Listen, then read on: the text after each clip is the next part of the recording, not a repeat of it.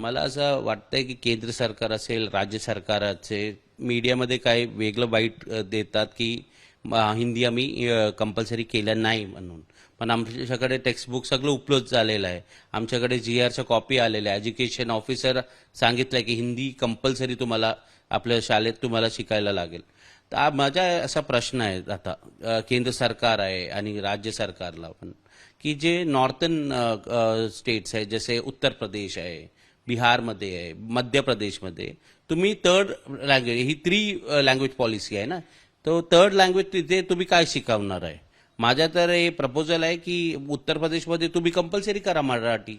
त्याचे तिथून युवक इथे येऊन नोकरीसाठी येतात, जॉबसाठी येतात, तिथे पण मराठी मग तुम्ही हे करा, अनवारी करा आणि कंपल्सरी करा तिथे. आणि प्रश्न असा पण आहे की गुजरातमध्ये न्यू एज्युकेशन पॉलिसी इम्प्लिमेंट झालेली आहे का, तिथे काय परिस्थिती? बघा ही खूप सरप्राइझिंग आहे. आज पण मी वाचलो की गुजरातमध्ये जे इंटरनॅशनल स्कूल आहे आणि तिथे जे शाळा आहे तिथे त्यांनी हिंदीला कंपल्सरी केलेलं नाहीये. तिथे काय वेगळं GR चालतंय.